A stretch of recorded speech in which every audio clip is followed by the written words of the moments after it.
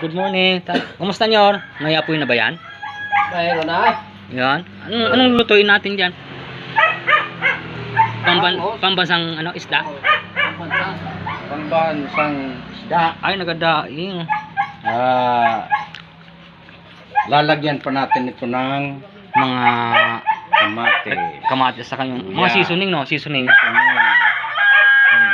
Tapos, babalutin lang Sa puwel yan, di ba? well,